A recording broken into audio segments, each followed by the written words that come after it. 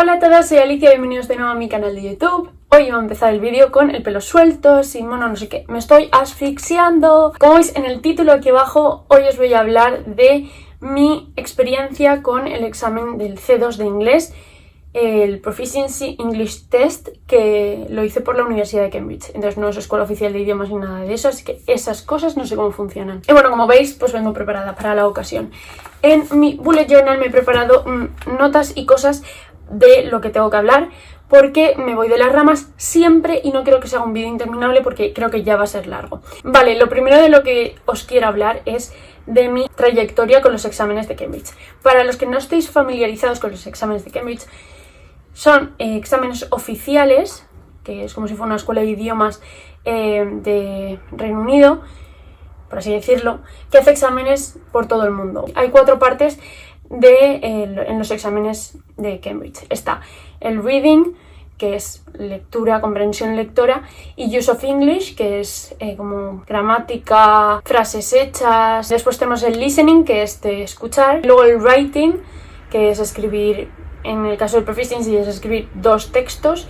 Y por último el speaking, que tiene a su vez otras, pero son 3 partes. Entonces os cuento, todos los exámenes de Cambridge tienen esas partes. Yo me saqué el PET, que es el Preliminary English Test, que equivale al B1, en segundo de la ESO. Y muy bien, saqué muy buena nota, creo que sobre 100 saqué un 92 o algo así. Después me saqué el First, el equivale al B2, me lo saqué en cuarto de la ESO cuando yo tenía 16 años. Y después el Advanced, el C1, me lo saqué en primero de bachiller cuando yo tenía 17 años. El C2, Proficiency, me lo intenté sacar en segundo de bachillerato con 18 años. Entonces había pasado como muy poco tiempo, pasó muy poco tiempo entre un examen y otro. Del PET al First pasaron 2 años, del First al Advanced pasó 1 año y del Advanced al Proficiency pasó 1 año. O sea, digo intenté porque me he presentado 2 veces, la primera de ellas suspendí por los pelos, pero suspendí.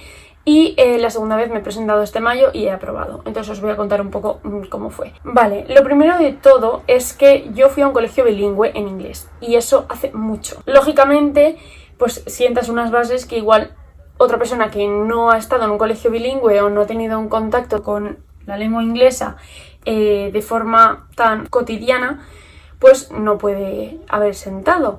No quiere decir que si no has ido a un colegio bilingüe no vayas a poderte sacar el C2, porque hay mucha gente que lo hace, pero tienes que trabajar mucho, igual que tiene que trabajar mucho la persona que ha ido a un colegio bilingüe. Vale, entonces en mi colegio lo que se hacía era dábamos inglés todos los días y luego teníamos otras sesiones como arte era en inglés, ciencias, y eso también ayudaba a adquirir un vocabulario que, bueno, pues si lo hubieses dado esa asignatura en español, pues no habrías adquirido. Vale, lo que me ocurrió en la primera vez que me presenté al C2 de inglés fue que, yo estaba muy confiada porque habíamos hecho un examen de prueba. Ese examen se llama mock y ese examen consiste en hacer el examen oficial en condiciones de examen. Viene gente que no conoces, los examinadores, y haces todas las partes del examen bajo la misma presión y tal, pero no te dará un certificado, simplemente te orientará para saber si tú estás preparado para aprobar o no. La cosa es que yo ese examen lo aprobé y lo aprobé con muy buena nota, de hecho tuve de las mejores notas de la clase. Entonces yo cuando llego al examen de verdad me confié mucho. Me confié porque dije, si he aprobado el mock, voy a aprobar este. Además, estábamos todos como una piña juntos, todos los que nos íbamos a presentar, porque íbamos a clase juntos, hacíamos todos los exámenes juntos. Me confié mucho, cosa que nunca me pasa. Es verdad que ese examen, el C2, requiere un nivel de madurez que yo no tenía en ese momento y he de reconocerlo. Una de dos, tienes que o saber hacer ese tipo de exámenes, porque al final todos los exámenes son iguales, tienes que saber hacer el examen, como en selectividad, tienes que saber hacerlo, no tienes que saber de qué te están hablando, sino saber cómo contestar. O 2, tienes que ser muy maduro, lo suficientemente maduro como para entender el tema del que te están hablando. Bueno, también me pasó que estamos haciendo el listening, esto es una anécdota, estamos haciendo el listening y el audio dejó de funcionar. Entonces nos pidieron que cerrásemos el librito que nos dan, el booklet que le llaman, y que esperásemos. Total, lo arreglaron como 10 minutos después y nos dijeron, vale, abridlo. Le dieron al play otra vez y siguió el audio por donde se había quedado. No empezó la parte otra vez, no nos dieron ni siquiera 30 segundos para releernos las preguntas. nada, o sea, fue desde ahí, ¡pam! Y a mí eso me puso muy nerviosa. Yo salí del examen y lo hablé con mi profesora de inglés. Y me dijo que si quería reclamarlo, que tenía que reclamarlo ya. Porque si me esperaba a tener la nota, si aprobaba no me iba a quejar, porque ya daba igual. Pero si suspendía y me quejaba, iba a dar a entender que me quejaba porque había suspendido, básicamente. No reclamé nada, porque yo de verdad creía que había aprobado. Saqué un 195 y se aprueba con 200. 240 euros vale el examen de Proficiency. Todos son muy caros, pero el de Proficiency es el más caro. A partir de ahí yo me frustré mucho porque a mí de toda la vida se me había dado muy bien el inglés. Me dio mucha rabia, mucha pena y dije, pues no lo vuelvo a hacer.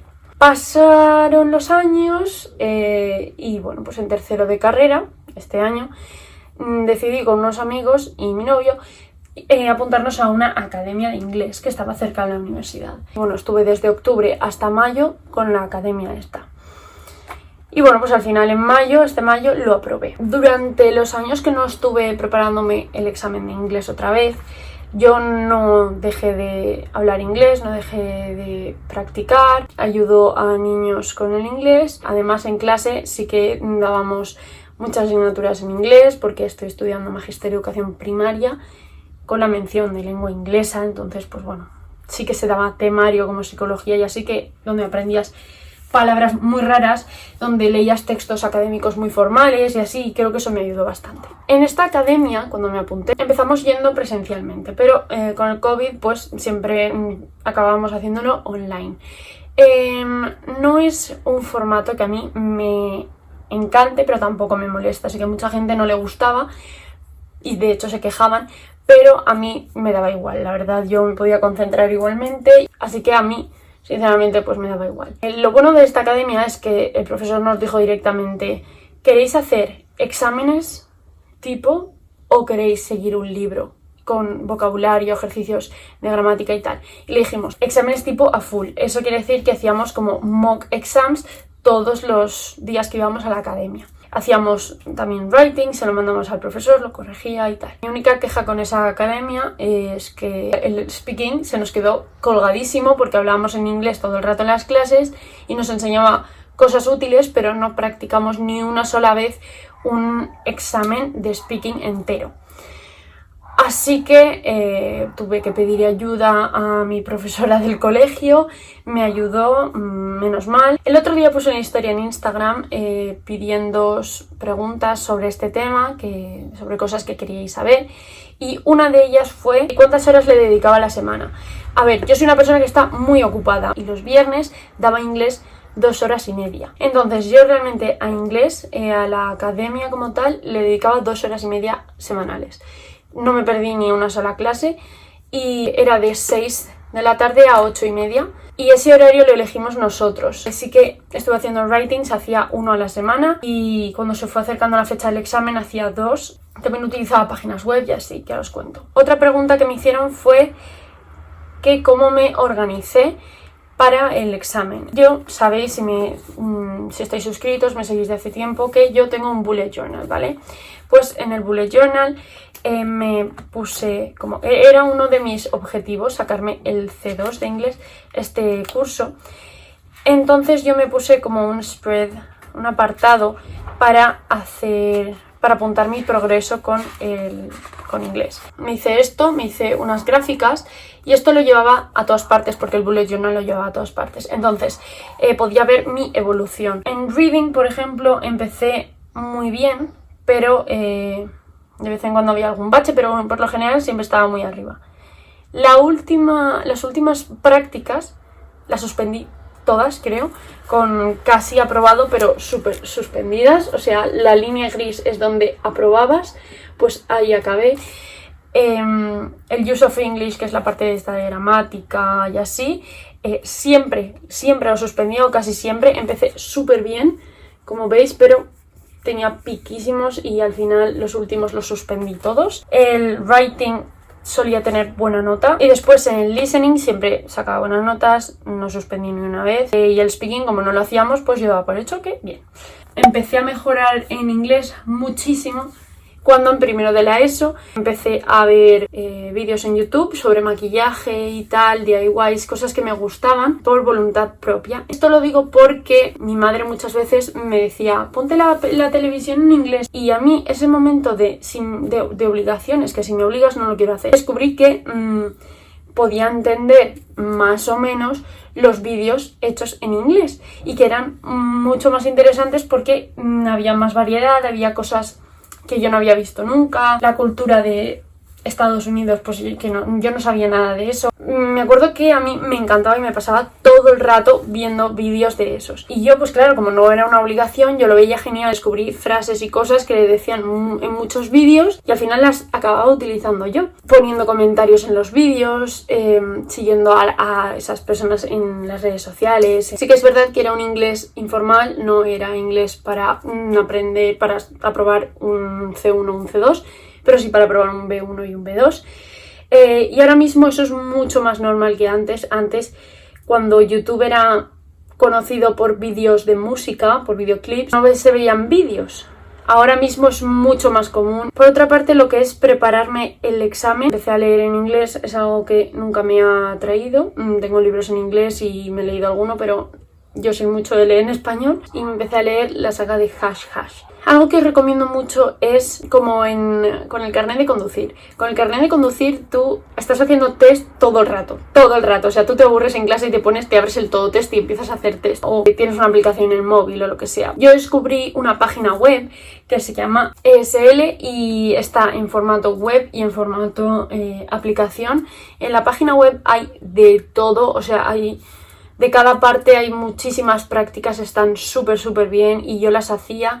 Creo que no pude ni siquiera hacer todas de tantas que había, pero fue muy útil, me sirvió mucho y pues yo hacía test todo el rato, sobre todo de reading y use of English, hacía muchísimos y la verdad que me ayudó bastante. Después descubrí que estaba la aplicación del móvil y no me gustó tanto porque era lo mismo, pero había que pagar si querías hacer más test. Y otra cosa que hice fue preparar frases y estructuras complejas que hicieran que llamase la atención mi texto, tanto oral en el speaking como escrito en el writing. Por ejemplo, yo en el speaking cogía frases que quería decir en la introducción, conectores que quería utilizar para contrastar ideas. Me di cuenta de que había conectores que quedaban muy atrás, que ya eran muy básicos, por ejemplo, but, because, also, moreover, although, however. Lo sustituí por notwithstanding, be that as it may, little did I know, suffice to say. ¿Qué más hice? Flashcards con frases y vocabulario guay para acordarme de estos, para utilizarlo en el examen. Y también si veía que había algunas expresiones, algunas palabras y tal que se repetían de un examen a otro, pues yo me las apuntaba en flashcards y me las pasaba. Y también lo intentaba utilizar en los writings, así que las tenía a mano y así podía pues darles un uso y así me acordaría en el examen. Vale, ahora os voy a contar la historia de mi examen porque tiene tela. Yo el examen lo tenía un 21 de mayo, creo que fue. El speaking lo hacía con Antón. Antón es mi novio, nos habíamos preparado juntos por la mañana, a las 11 o algo así. Y luego nos fuimos porque no teníamos que volver hasta las 2. Nos fuimos a tomar algo y luego volvimos para empezar el examen. Lo primero que hicimos fue el Reading y Use of English, me salió muy bien, no me pareció excesivamente complicado, el Use of English me pareció incluso fácil y dije, uy, o sea, fácil no, pero asequible. Y el Reading no me lo esperaba tan difícil. Después hicimos el Writing y ahí es cuando las cosas se empezaron a torcer. Yo hice el examen por ordenador. Hay dos tipos de exámenes en Cambridge. Está el paper-based y el computer-based. Me presenté al computer-based. No es que lo haces desde tu casa, es que lo haces allí con un ordenador suyo, pero tecleando y tal. Y el writing del proficiency tiene dos partes, un essay y luego otro a elegir entre varias opciones. Hice el essay bien, me pasó al artículo y empiezo a escribir y de repente el teclado dejó de funcionar. Y yo, ¿qué está pasando? Me estaba dando ya un telele, ¿vale? Avisé al que estaba cuidando el examen, me intentó ayudar, empezó a teclear como si fuese a funcionar de repente, se fue atrás, delante, tal, no iba. Y yo ahí perdiendo el tiempo pensando en en la madre que parió a todo el mundo, la verdad. Me sacaron del aula para hablar conmigo y me dijeron tal: vamos a hacer una cosa, vamos a apagar el ordenador, lo vamos a volver a encender, no te preocupes para nada porque va a estar guardado. Ya haré otro vídeo, ¿vale? Más en profundidad hablando de cada parte del examen, pero eso es todo. Espero que os haya gustado.